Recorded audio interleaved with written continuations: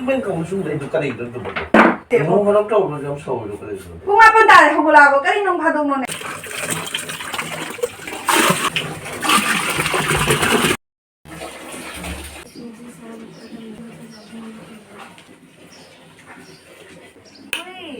Hi ma'am ngasisu anova video ma pura la e ngasigi video sidi dum akoi mapadane dum kai keno dung ang thang ge ko ma'am ngasidi dum khatang khatpudi khana ba budi oigadra oida di khangde ko ma'am poi mangonda sound doi nyam ngasi se ado huji se angang sing school exam chatli abane aduna moi school thing bagi ne ai loisana badi loire aba ma chatlo ya bai khangya ba aduna ma'am ngarang aduna mayam ngarang nungthangdo aina dum haibane ba mobile thingna jinganu do angang school do nangna ba chatlu aigi ayuk thabak to kalli dana ko aduna dum mobile do thingna jinganu aina ina ngang bane ba ado mayam a huji phaw tummi abane na khona tummi yam nung aina tummi abane ai huji ki oina de iru mai thadri abane kasumta tawde de angang sing ju dum moi sangom gara tha e do exam ni na dum 11 gi do dum lakani dum exam loi rapai matam da adui matam do so khoi loba chatui ni aba ado ma huji pa hogatti abane do ai mangonda hogdoke hogdokko su ma hogot piro yaba pung tara tra ma thoi baina hogdoktri ma sungo hogolo yaba aduna ngasi di mangonda kharangan na hogdoktoi ni abane ado ngasi se dum mathau chakada basu le yabane canteen nang hasalu ga na khalli ni aba koi man bi lakani aba dum ma kaluna na canteen nang hasalu ga ta wi ni aba aduna mathau su khara leibani ne kharangan na hogolu aina mangonda garam tawdoi ni aba ado horen maki pungsing do yaudrabani na kana na khang hogol kadra hogol oidra di khang de aba dum ko dum yeng simya adugi matam du ni aba ngasi video si aidi mana hogolu ya da be matang da adugi matang do kamaina tawba saurok para natraga na kamai tawge ado yeng se aba da ai su mangonda ngangsan do ni pang ngang do ni aba aidi khana ba hogol mong da ne pang ngang do ni aba matam masa khang de khotte kai haidi khang de da aina ngang do gi ba se haran hekta success obe ngamde aduma pune dum yeng se aba ko ai ngang do ni aba mangonda kharangan na hogotte mathau ma lei khanga di kitanga na hogotte kai na ngang do ni aba ado maya ma huji kana na khona tumya aba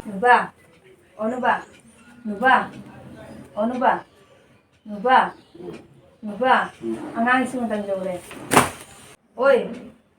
hogolo nuba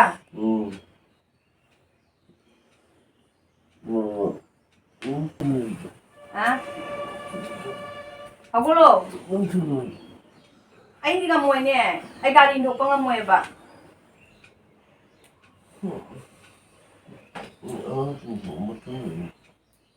numi kuding ai ngona do tawali kai no hogolo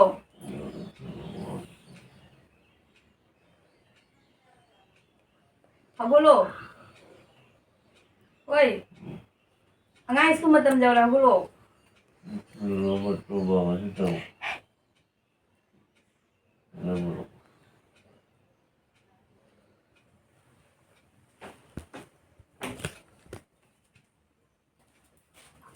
hogolo aba angai isku matam jawra hogolo nuba oi nuba Tell about the Pisala when you put on Gary Bishop. ai ngasi di thabak lai khanga ba ai canteen da chatoi minang khangbra ngasi ngan na hogolo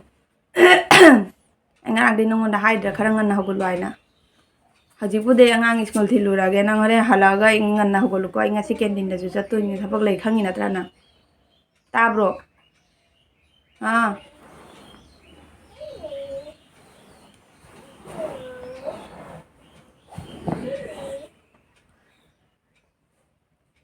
kharangan hogolo ko ai di laga jaro ai sini ai ngasi mathau lei mauji mamai ba lei thu matung gare aba hamda na khuri abane da ai huji do mango da dum ningsangi ni aba horen canteen da chakani mathau lei do ningsangi ni aba mango da ne do horen hala kan ne ai dum haudo ga duga kamai ta huyeng si kam ya mayam na akoi gi ai gi nu ba se saude na do ngasi saude mayam ꯌꯦꯡꯃꯤꯟꯅꯁꯤ ꯚꯤꯗꯤꯑꯣꯁꯦ ꯃꯈꯥ ꯇꯥꯅ ꯑꯗꯨꯝ ꯆꯦꯡꯕꯤꯌꯨ ꯑꯗꯣ ꯃꯌꯥꯝꯅ ꯚꯤꯗꯤꯑꯣꯁꯦ ꯌꯦꯡꯕꯗ ꯅꯨꯡꯉꯥꯏꯕꯤꯔꯒꯗꯤ like subscribe ꯇꯧꯕꯤꯔꯝꯃꯣ ꯀꯃꯦꯟꯁꯨ ꯇꯧꯕꯤꯔꯝꯃꯣ ꯑꯅꯧꯕ ꯃꯤꯅ ꯎꯕ ꯂꯩꯔꯒꯁꯨ ꯁꯕꯁꯀ꯭ꯔꯥꯏꯕ ꯇꯧꯁꯟꯕꯤꯔꯝꯃꯣ ꯑꯗꯨꯒ ꯃꯈꯥ ꯇꯥꯅ ꯑꯗꯨꯝ ꯁꯞꯄꯣꯔꯠ ꯇꯧꯕꯤꯔꯝꯃꯣ ꯑꯗꯣ ꯍꯧꯖꯤꯛꯀꯤ ꯑꯣꯏꯅꯗꯤꯅꯦ ꯑꯩ ꯋꯥ ꯀꯟꯅ ꯉꯥꯡꯕ ꯌꯥꯗꯦꯕ ꯇꯨꯝꯃꯒꯁꯨ ꯀꯅꯥꯅ ꯈꯪꯉꯤ ꯅꯥꯀꯣꯡꯗꯣ ꯁꯥꯏꯠ ꯑꯃ ꯍꯨꯔꯝꯃꯗꯤꯗꯣ ꯑꯩꯅ ꯉꯥꯡꯒꯤ ꯂꯣꯏ ꯇꯥꯔꯝꯒꯅꯦꯕ ꯈꯪꯕ꯭ꯔꯥ ꯑꯗꯨꯅ ꯃꯥꯕꯨꯗꯤ ꯇꯥꯔꯣꯏꯕꯅꯦ ꯈꯪꯕ꯭ꯔꯥ ꯃꯥ ꯍꯧꯖꯤꯛ ꯅꯥꯀꯣꯡꯅ ꯅꯨꯡꯉꯥꯏꯅ ꯇꯨꯝꯃꯤꯕꯅꯦ ꯑꯗꯨꯅ ꯃꯌꯥꯝ ꯑꯩ ꯍꯧꯖꯤꯛꯁꯦ ꯑꯉꯥꯡ ꯁ꯭ꯀꯨꯜ ꯊꯤꯟꯕ ꯆꯠꯂꯅꯤ ꯂꯣꯏꯁꯟꯅꯕꯨꯗꯤ ꯂꯣꯏꯔꯦ ꯑꯉꯥꯡꯁꯤꯡꯁꯦ ꯂꯣꯏꯅ ꯂꯣꯏꯁꯟꯅ ꯂꯣꯏꯔꯦ ꯕ꯭ꯂꯦꯛꯇ ꯑꯃ ꯂꯤꯠꯂꯤ ꯍꯥꯏꯅ ꯍꯥꯏꯔꯛꯀꯅꯤꯗꯣ ꯑꯁꯤꯒꯤ ꯕ꯭ꯂꯦꯛꯁꯤꯅ ꯑꯃꯨꯛꯅꯦ ꯑꯇꯣꯞꯄ ꯑꯃꯅꯦꯕ ꯑꯩꯅ ꯃꯃꯥꯡꯗ ꯑꯣꯅꯤꯂꯥꯒꯤ ꯃꯆꯥꯒꯤ ꯕꯥꯔꯗꯦ ꯆꯠꯂꯨꯕꯗꯣ ꯑꯗꯨꯒ ꯂꯩꯔꯛꯄꯅꯦꯕ ꯑꯁꯤꯒꯤ ꯕ꯭ꯂꯦꯛꯁꯤꯅ ꯑꯃꯨꯛ ꯑꯩꯒꯤ ꯕ꯭ꯂꯦꯛꯇꯅꯦ ꯕ꯭ꯂꯦꯛ ꯁꯔꯠꯇ ꯑꯩꯒꯤ ꯑꯍꯨꯝ ꯃꯔꯤ ꯂꯩꯌꯦꯕꯀꯣ ꯑꯗꯒꯤ ꯉꯔꯥꯡ ꯅꯍꯥꯟ ꯑꯃꯁꯨ ꯂꯩꯔꯤꯑꯕꯅꯦ ꯅꯨꯄꯥꯒꯤ ꯐꯨꯔꯤꯠꯅꯦꯕ ꯕ꯭ꯂꯦꯛ ꯀꯂꯔꯒꯤ ꯃꯃꯥꯡꯗꯒ ꯗꯤꯖꯥꯏꯟꯒ ꯊꯣꯛꯑꯗꯅ ꯌꯥꯎꯔꯤꯕꯅꯦ ꯑꯗꯨꯒꯤꯗꯣ ꯀꯩꯅꯣ ꯅꯨꯄꯥꯒꯤ ꯐꯨꯔꯤꯠꯅꯦꯕꯅꯦ ꯑꯗꯨꯒꯤꯗꯨꯁꯨꯅꯦ ꯃꯌꯥꯝ ꯑꯩꯒꯤꯅ ꯍꯥꯏꯅ ꯂꯩꯔꯒꯅꯦ ꯏꯆꯥꯅꯨꯄꯤꯅ ꯑꯗꯨꯝ ꯂꯧꯈ꯭ꯔꯦꯕꯅꯦ ꯑꯗꯣ ꯑꯩ ꯍꯧꯖꯤꯛ ꯒꯥꯔꯤ ꯗ꯭ꯔꯥꯏꯚꯔꯗꯅꯦ ꯃꯥꯃꯣꯗ ꯄꯩꯁꯥ ꯄꯤꯔꯝꯗꯣꯏꯅꯦ ꯑꯗꯨꯅ ꯃꯥꯒꯤ ꯄꯩꯁꯥꯅꯤ ꯁꯤꯗ ꯂꯩꯁꯦ ꯁꯤꯁꯦ ꯄꯤꯔꯝꯗꯣꯏꯅꯦ ꯑꯁꯤ ꯊꯣꯛꯅꯤꯌꯦ ꯑꯩ ꯄꯩꯁꯥ ꯊꯣꯡꯅꯦ ꯑꯩꯅ ꯈꯜꯂꯤꯁꯤꯗꯤ ꯑꯣꯔꯤꯖꯤꯅꯦꯜ ꯑꯣꯏ ꯃꯥꯜꯂꯦꯅ ꯁꯤꯗꯤ ꯊꯣꯡꯅꯤꯌꯦ ꯑꯣꯔꯤꯖꯤꯅꯦꯜ ꯑꯣꯏ ꯃꯥꯜꯂꯦ ꯈꯜꯂꯨꯔꯦ ꯑꯗꯣ ꯃꯌꯥꯝ ꯃꯃꯥꯅ ꯑꯩꯈꯣꯏꯗ ꯄ꯭ꯔꯦꯡꯛ ꯇꯧꯕ ꯉꯝꯃꯗꯤ ꯑꯩꯈꯣꯏ ꯀꯩꯒꯤ ꯉꯝꯃꯣꯏꯗꯣꯏꯅꯣ ꯇꯧꯕ ꯑꯗꯣ ꯃꯌꯥꯝ ꯍꯧꯖꯤꯛ ꯆꯠꯂꯁꯤ ꯑꯉꯥꯡ ꯊꯤꯜꯂꯨꯔꯦ ꯍꯧꯖꯤꯛ ꯌꯨꯝ ꯌꯧꯔꯦ ꯑꯁ ꯃꯇꯝ ꯀꯨꯏꯅꯅꯦ ꯁ꯭ꯀꯨꯜꯗ ꯆꯠꯇ꯭ꯔꯕꯅꯤꯅ ꯃꯤ ꯃꯌꯥꯝ ꯏꯃꯥꯟꯅꯕꯤ ꯃꯌꯥꯝꯁꯨ ꯊꯦꯡꯅꯔꯦ ꯈꯪꯗꯦꯗ ꯑꯗꯨꯝ ꯅꯨꯡꯉꯥꯏꯕ ꯅꯣꯡ ꯐꯥꯗꯣꯛ ꯑꯗꯨꯝ ꯅꯨꯡꯉꯥꯏꯕ ꯋꯥꯅꯦꯕ ꯑꯗꯨ ꯑꯗꯨꯝ ꯅꯨꯃꯤꯠ ꯈꯨꯗꯤꯡꯒꯤ ꯊꯦꯡꯅꯗꯅ ꯐꯝꯅ ꯋꯥꯔꯤ ꯁꯨꯅꯥꯅ ꯇꯧꯅ ꯂꯩꯕꯗꯨꯗꯤ ꯑꯩ ꯄꯥꯝꯗꯦꯕꯅꯦ ꯑꯗ ꯉꯁꯤꯗꯤ ꯑꯗꯨꯝ ꯃꯇꯝ ꯀꯨꯏꯅꯒꯤ ꯃꯃꯥꯡꯗꯒꯤ ꯑꯗꯨꯝ ꯍꯥꯏꯗꯤ ꯑꯃꯐꯥꯎ ꯆꯠꯇ꯭ꯔꯕꯅꯤꯗꯅ ꯁ꯭ꯀꯨꯜꯗ ꯑꯗꯨꯅ ꯉꯁꯤꯗꯤ ꯊꯦꯡꯅꯔꯛꯄ ꯈꯨꯅꯨꯡꯉꯥꯏ ꯑꯃ ꯑꯗ ꯃꯌꯥꯝ ꯃꯥ ꯍꯧꯖꯤꯛ ꯇꯨꯝꯃꯤꯑꯕ ꯁꯤꯃ ꯍꯧꯖꯤꯛ ꯌꯥꯝ ꯅꯨꯡꯉꯥꯏꯅ ꯇꯨꯝꯃꯤ ꯑꯗꯣ ꯍꯧꯖꯤꯛ ꯑꯩꯁꯨ ꯑꯩꯈꯣꯏꯒꯤ ꯔꯦꯕꯤꯠꯁꯦ ꯁꯤꯗ ꯊꯝꯃꯤꯁꯦ ꯀꯩꯅꯣꯒꯤ ꯃꯥꯒꯤ ꯖꯤꯝꯒꯤ ꯀꯩꯅꯣꯗꯨꯅꯅꯦ ꯅꯟꯖꯟ ꯊꯝꯃꯤꯅꯦꯕ ꯑꯗꯣ ꯃꯥꯁꯦ ꯔꯦꯕꯤꯠꯁꯦ ꯃꯄꯥꯟꯗ ꯄꯨꯊꯣꯛꯈ꯭ꯔꯒꯅꯦ ꯏꯃꯨꯡ ꯃꯥꯡꯒꯣꯟꯁꯦ ꯑꯗꯨꯝ ꯂꯣꯏꯁꯟꯈꯠꯂꯒꯦ ꯍꯧꯖꯤꯛꯇꯤ ꯌꯥꯝ ꯉꯜꯂꯤꯗꯅ ꯍꯧꯖꯤꯛꯇꯤ ꯌꯥꯝ ꯉꯜꯂꯦꯗ ꯄꯨꯡ 9 ꯇꯃ ꯇꯥꯔꯤꯑꯕ ꯑꯗꯨꯅ ꯌꯥꯝ ꯉꯟꯅ ꯃꯥ ꯍꯧꯗꯣꯛꯄꯗꯨꯗꯤ ꯑꯗꯨꯝ ꯅꯨꯡꯉꯥꯏꯇꯔꯦꯕꯅꯦ 9:30 ꯈꯔ ꯇꯥꯔꯛꯄ ꯃꯇꯝꯗ ꯑꯗꯨꯋꯥꯏꯗꯨ ꯑꯣꯏꯅ ꯍꯧꯗꯣꯛꯑꯒꯦ ꯑꯗꯣ ꯍꯧꯖꯤꯛꯁꯦ ꯑꯩ ꯔꯦꯕꯤꯠ ꯀꯔꯤ ꯀꯔꯥꯡꯁꯦ ꯄꯨꯊꯣꯛꯑꯒ ꯏꯃꯨꯡ ꯃꯥꯡꯒꯣꯟꯁꯦ ꯁꯤ ꯆꯥꯏꯔꯦꯕꯀꯣ ꯑꯁꯤꯁꯤꯡꯁꯦ ꯂꯣꯏꯁꯤꯜꯂꯒꯦ ꯑꯩ ꯍꯧꯖꯤꯛ ꯏꯔꯨ ꯀꯥꯔꯛꯑꯦ ꯏꯃꯥꯟꯅꯕꯤꯁꯨ ꯃꯥꯁꯨ ꯐꯣꯟ ꯇꯧꯔꯛꯑꯦꯕꯅꯦ 9:30ꯒꯤꯗꯣ ꯃꯣꯏ ꯊꯨꯡꯉꯔꯅꯤ ꯍꯥꯏꯅ ꯍꯥꯏꯔꯛꯑꯦꯕꯅꯦ ꯄꯨꯡ 9 ꯇꯥꯗ꯭ꯔꯤꯉꯩꯗ ꯃꯥ ꯍꯧꯗꯣꯛꯑꯦ 9 ꯇꯥꯔꯒꯗꯤ ꯃꯥ ꯑꯗꯨꯝ ꯇꯨꯝ ꯍꯧꯒꯠꯂꯒ ꯘꯔꯤ ꯌꯦꯡꯈꯤꯅꯦꯕ ꯑꯗꯨꯅ 9 ꯇꯥꯔꯒꯗꯤ ꯃꯥ ꯑꯗꯨꯝꯅꯦ ꯃꯊꯧ ꯑꯃ ꯂꯩꯕꯅꯤꯅ ꯑꯗꯨꯝ ꯍꯧꯒꯠꯂꯛꯄꯁꯨ ꯈꯪꯗꯦ ꯑꯗꯨꯅꯅꯦ ꯃꯌꯥꯝ ꯃꯥ ꯍꯧꯒꯠꯂꯛꯇ꯭ꯔꯤꯉꯩꯗ ꯀꯦꯃꯦꯔꯥꯁꯦ ꯐꯤꯠꯇꯤꯡ ꯇꯧꯔꯒꯦ ꯈꯔ ꯇꯤꯡꯉꯦ ꯆꯪꯉꯦ ꯑꯗꯣ ꯃꯥ ꯍꯧꯒꯠꯂꯛꯇ꯭ꯔꯤꯉꯩꯗꯅꯦ ꯀꯦꯃꯦꯔꯥꯁꯦ ꯍꯥꯟꯅ ꯐꯤꯠꯇꯤꯡ ꯇꯧꯁꯜꯂꯒꯦ ꯑꯗꯣ ꯑꯩ ꯁꯝꯁꯤꯁꯨ ꯆꯣꯠꯂꯦꯕꯅꯦ ꯁꯝꯁꯤꯁꯨ ꯀꯪꯍꯟꯗꯣꯏꯅꯤ ꯍꯧꯖꯤꯛ ꯃꯊꯧ ꯆꯠꯇꯣꯏꯅꯤꯅ ꯁꯝꯁꯦ ꯑꯗꯨꯝ ꯆꯣꯠꯂꯒꯗꯤ ꯅꯨꯡꯉꯥꯏꯔꯣꯏꯅ ꯁꯤꯁꯨ ꯀꯪꯍꯟꯗꯣꯏꯅꯤ ꯑꯗꯣ ꯑꯩ ꯀꯦꯃꯦꯔꯥꯁꯦ ꯍꯧꯖꯤꯛ ꯊꯝꯃꯒꯦ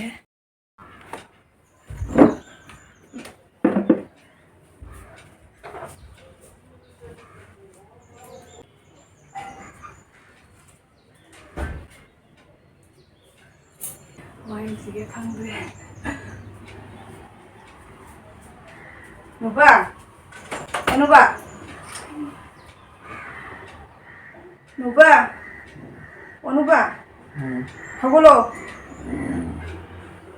ꯍꯧꯒꯠꯂꯣ ꯄꯨꯡ 9 ꯍꯦꯜꯂꯦ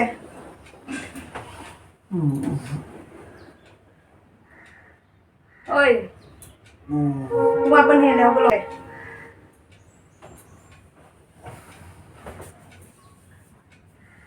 ꯍꯧꯒꯠꯂꯣ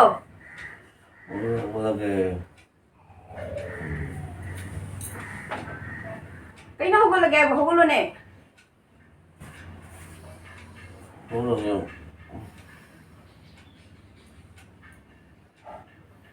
ꯄꯨꯡ 9:30 ꯇꯥꯔꯦ ꯍꯧꯒꯠꯂꯣꯅꯦ ꯑꯩ ꯊꯕꯛ ꯂꯣꯏ ꯂꯣꯏꯔꯕꯅꯦ ꯍꯧꯒꯠꯂꯣ ꯐꯣꯟ ꯇꯧꯔꯛꯏꯅꯦ ꯃꯤ ꯊꯦꯡꯉꯦꯅꯦ ꯍꯧꯒꯠꯂꯣꯅꯦ ꯀꯩꯗꯧꯔꯤꯅꯣ ꯈꯪꯗꯦꯕ ꯉꯔꯥꯡ ꯑꯩꯅ ꯍꯥꯏꯗ꯭ꯔꯣ ꯅꯉꯣꯟꯗ ꯉꯟꯅ ꯇꯨꯝꯃꯨ ꯍꯥꯏꯅ ꯃꯊꯧ ꯑꯃ ꯂꯩꯔꯦ ꯅꯪꯗꯨꯅꯤ ꯅꯪꯒꯤ ꯊꯕꯛ ꯅꯪꯒꯤ ꯍꯥꯏꯕꯨꯗꯨꯅꯤ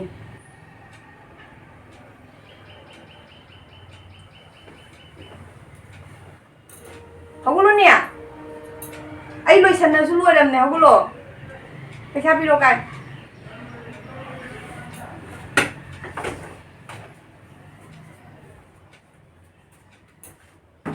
ꯅꯨꯕ ꯍꯧꯒꯠꯂꯣ ꯍꯥꯏꯒ ꯑꯩ ꯂꯣꯏꯁꯟꯅ ꯂꯣꯏꯔꯦ ꯀꯦꯅꯁꯨ ꯂꯣꯏꯔꯝꯅꯦ ꯍꯧꯒꯠꯂꯣ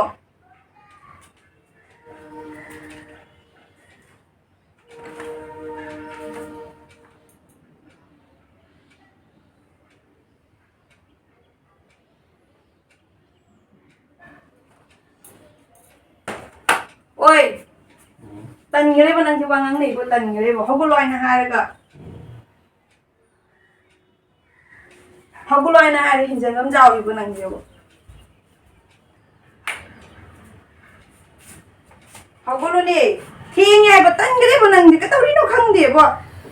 그쪽은 왜 놓으셔야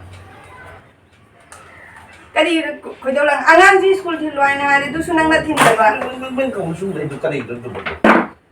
angang school thi loi na hari du sunang na thin ba ama tawre ja de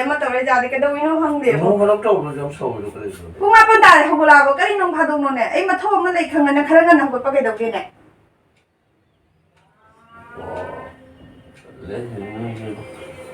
hogula mila ni ab thumara ni aba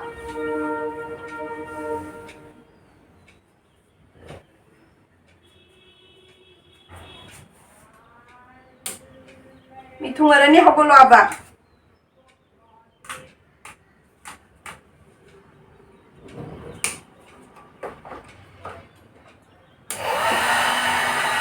hogula nang khara ju kham ma ba na thana ko matan lo khara ju kham ma ba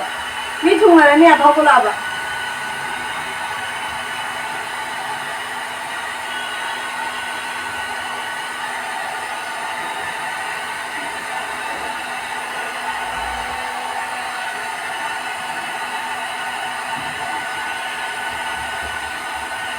Nam iya iya tu lesson na nung leidong kada ina na pa kala na leido.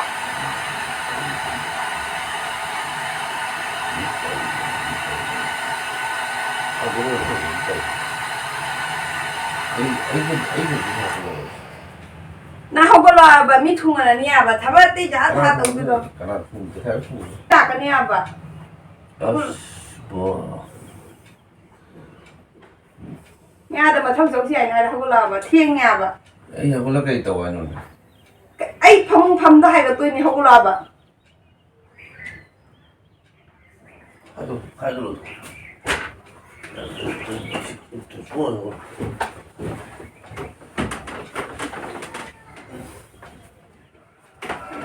Pung ma ba ma khai ta re ba nang go tan thare bo nang ni pung ma ba ma khai ta re hogolo ba. Ai do ri no nang tau du ba. Nya khoi chung da jang ka ni ai na hai nang mai thau lai ja ba hogolo ba nu ba.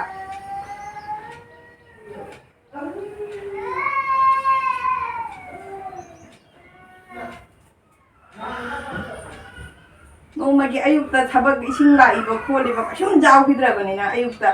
ising lai angang school che angang school de khilu to ai na ri sim ju so pai na phi su ba puna mak lo le me be phast kai de puna pi jar ga thari mi nangi bau tau na tham mi jana ting da na tau na tham mi puna mak nang ne thabak kan ma tan de am ta ma ting pang de na ngai khu lo da kan da khara ma ting pang tu tan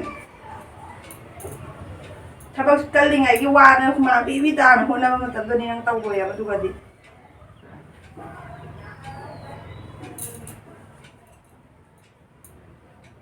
Oy! Ano ba?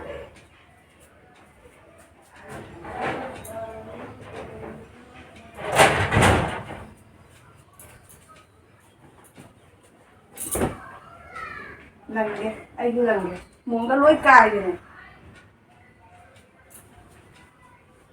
Hogolo ba? Kuma ba khai ta hogolo ba? Tara ta no na pung tara ta re. 진짜 우리를 또 민떡 먹는 거를 저러 의가 이와야 가지고 뚱그게 Cái nó cái đấy nhưng mà đang nó là hai drop. Kuma ba đúng chẳng thi là mobile là giềng nó lấy được cái đầu nào. Anh đang nó là hai drop à. Thế thì 콩나이지 콩나이 nó gì khỏi được.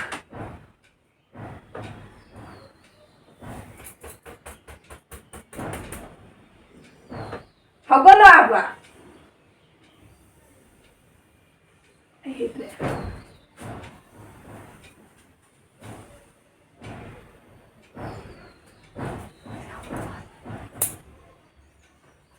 Nụ ba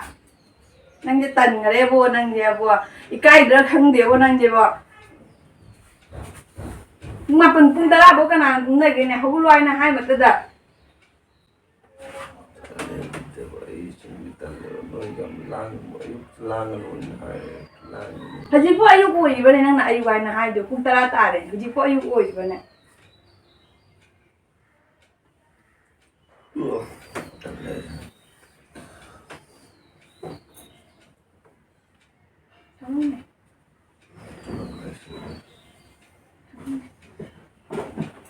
ꯃꯣꯕꯥꯏꯜꯒ ꯌꯦꯡꯉꯨꯔꯅꯨꯅꯦ ꯄꯨꯡ 10 ꯇꯥꯔꯦꯅꯦ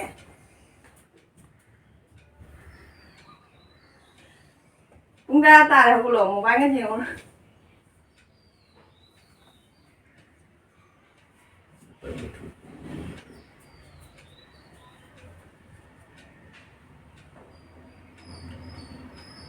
ôi cùng hợp lên nào cũng luôn đi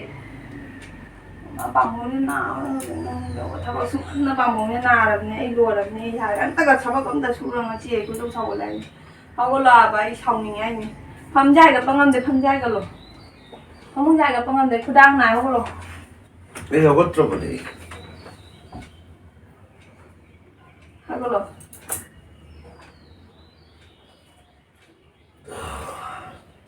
này đi à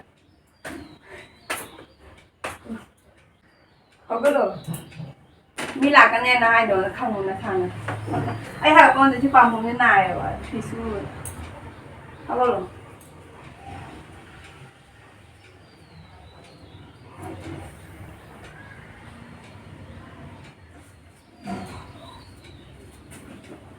không có đâu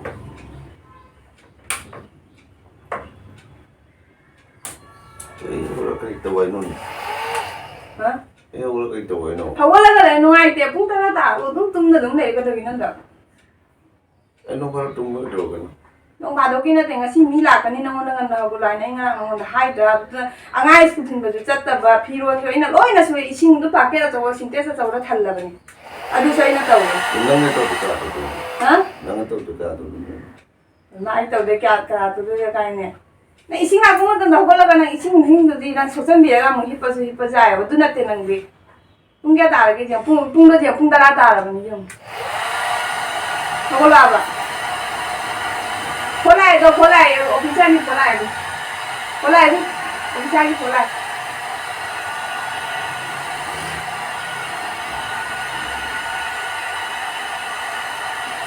không có đâu pisa piro ui cái nhìn nó sao cái pisa piro ấy cái nó cái tung tua là cái này mà cái đuôi chụp nó mình chẳng là không biết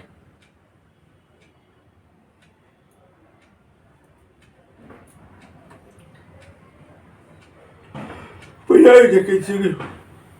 hả chơi nó cái gì sao vậy quên mình đang lấy không kia nè lấy ấy ba chị mai sẽ làm cái này nó không lấy nó không phải sao không để không có làm vậy dan lên năng nào nó cũng không được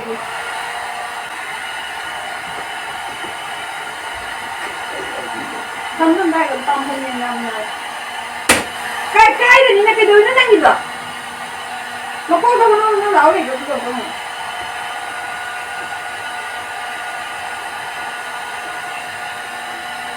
tao muốn thế nào nó lùi đây cái đuôi nó băng thôi thì nó muốn thế nào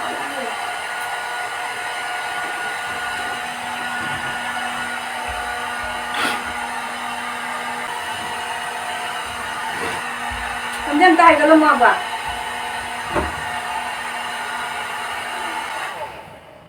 mà bà chúng ta chẳng cái nào à hôm nay cái bây giờ đấy cho hai cái đôi bà chỉ khăn là hai cái tí đây nó ngang với nhau không cái mặt trăng từ này giờ ngang sườn sườn được không anh chồng thôi chúng ngày bây giờ thì con chả nó lên kìa chẳng muốn được cái ngang cái này nó đã col cái này đó col cái này vậy tôi đi lấy được cái bây giờ bây giờ canteen đâu đi lấy được cái bà muốn thế nào mình mong ra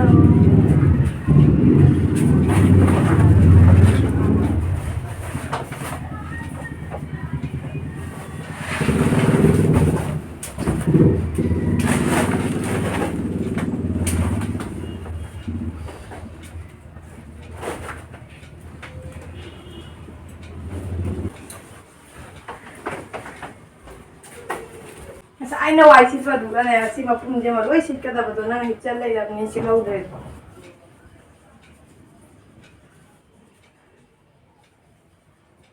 ꯖꯒꯥꯁꯦ ꯑꯃꯨꯛꯀ ꯑꯃꯨꯛ ꯁꯤꯠꯄ ꯇꯥꯔꯅꯤꯗꯣ ꯇꯣꯉꯥꯟꯅ ꯅꯪꯅ ꯏꯆꯟꯅ ꯑꯗꯨꯝ ꯂꯩ ꯉꯟꯅ ꯍꯧꯒꯠꯂꯣ ꯐꯃꯨꯡꯗ ꯀꯥꯈꯠꯂꯨ ꯅꯪ ꯇꯨꯝꯅꯤꯡꯕꯅ ꯉꯥꯏꯍꯥꯛ ꯍꯤꯞꯄ ꯁꯣꯟꯗ ꯑꯌꯨꯛꯇꯣ ꯏꯁꯤꯡꯗꯣ ꯁꯣꯛꯑꯒ ꯐꯃꯨꯡꯗ ꯀꯥꯈꯠꯂ ꯍꯤꯞꯄꯣ ꯑꯗꯨ ꯅꯠꯇꯦꯕ ꯅꯪꯒꯤ ꯑꯗꯨꯝ ꯃꯐꯝꯗꯤ ꯀꯟꯁꯤꯟꯗꯅ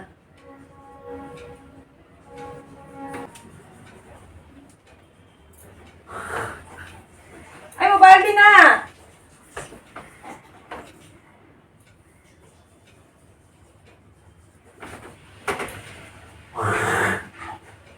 ꯄꯥꯝꯕꯣꯝꯁꯦ ꯅꯥꯕꯅ ꯂꯣꯏꯔꯦꯅꯦ ꯀꯩꯅꯣꯝ ꯇꯧꯔꯦꯅꯦ ꯄꯥꯝꯕꯣꯝꯁꯦ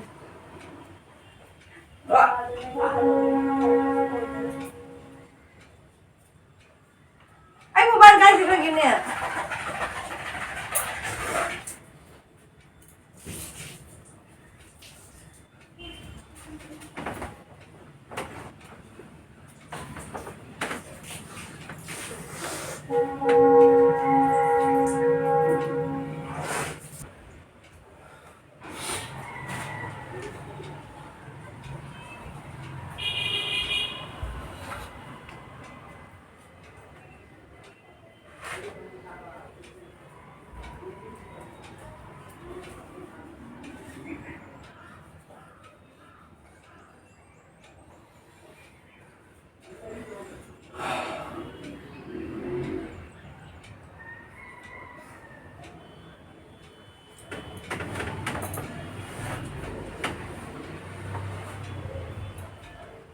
My dear. Oh my dear. Hello. Thokla bon rồi.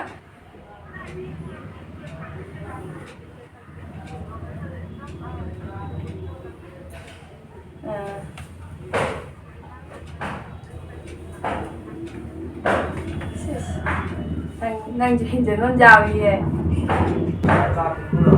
Hả? Làm đi. Ai qua đấy tôi tàu bố cái ngầm chết thôi không? Anh ngầm chết ra tôi tàu bố cái. Pam hôm thế nào nó rồi cái đôi nó đấy pam hôm thế nó lầu con tính chim đi đâu nó bằng thế đấy cái nó tàu đấy pam hôm gì? Cái đôi nó sẽ mà nó cái xấu gì thiền cái năm mà cái nó ngày cái gì nó sẽ. Phải không? Sẽ. Mà nó cái xấu gì thiền cái năm mà cái nó ngày cái gì nó sẽ. Cái nó nào tôi mày tờ cái nó ngày cái gì nó sẽ. Xì xoay rồi gì này có mấy này bằng thế thì mai không lấy bằng thế điều mà nó chinh nào rồi về cặp luôn rồi đúng rồi đây sao nhưng mà lấy sầu để đi già rồi đi mà lấy tụi mình còn chẳng trong này trong cái lều được kìa ra làm cơm thì cái làm lều vậy ai cứ đang như nào đấy ra làm tôi cắm ra rồi nâng khơi cam biểu ai đưa ra những đấy xem mồm thằng cân này ngày tiểu nó tin mày được mày của sẽ là mày không chuẩn mày căn là xoay bằng hơi đều là cây nó như vậy đổ đưng này ngay thôi cây nó như vậy nên nó không có tại sao mình phải về cái này đây cái đầu thôi tại sao mình phải về cái này nhà ta nên gì đó nàng nghĩ là phụ tùng đã làm rượu của anh là mười tuổi gì đi vào đây rồi đây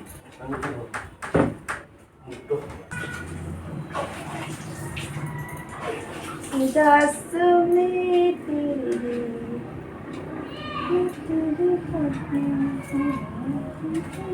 không vậy đánh mình không vậy đánh mình sao rồi vậy đấy tay đâu sao rồi mà đeo vậy rất là sao rồi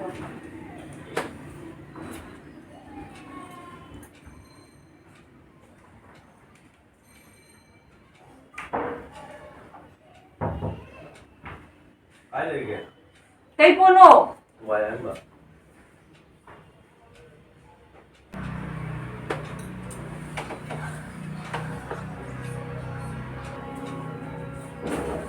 ꯆꯥꯅ ꯁꯨꯝ ꯇꯧꯗꯦ ꯑꯩ ꯀꯧꯅꯤꯡꯉꯥꯏ ꯁ꯭ꯇ꯭ꯔꯣꯕꯦꯔꯤꯁꯦ ꯍꯦꯛ ꯂꯩꯔꯅꯤ ꯃꯊꯛꯇꯒꯤ ꯐꯖꯩꯁꯤꯗꯤ ꯍꯥꯎꯗꯦ ꯌꯥꯝ ꯍꯥꯎꯕ ꯃꯥꯟꯗꯦ ꯌꯦꯡꯕꯗꯤ ꯍꯥꯎꯗꯧ ꯃꯥꯜꯂꯦ ꯃꯔꯨ ꯑꯃꯨꯛ ꯊꯥꯖꯟꯒꯦ ꯃꯃꯥꯡꯒꯤ ꯃꯥꯅ ꯅꯠꯇ꯭ꯔꯥ ꯁꯤꯒꯤ ꯐꯨꯔꯤꯠꯁꯤ ꯌꯦꯡꯕꯗꯤ ꯍꯥꯎꯗꯧ ꯃꯥꯟꯗꯦ ꯍꯥꯎꯇꯕ ꯌꯥꯝ ꯃꯈꯥꯗꯤ ꯀꯩꯅꯣ ꯇꯧꯔꯤꯁꯦ ꯀꯩꯅꯣ ꯀꯩꯅꯣ ꯀꯩ ꯄꯣꯠꯅꯣ ꯃꯣꯕꯥꯏꯜꯗꯣ ꯀꯥꯏ ꯂꯩꯒꯦ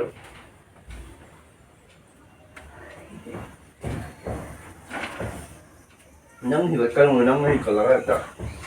ꯀꯩꯅꯣꯝ ꯃꯥꯜꯂꯦꯅꯦ ꯀꯔꯤ ꯃꯥꯜꯂꯤ ꯀꯔꯤ ꯃꯥꯜꯂꯤ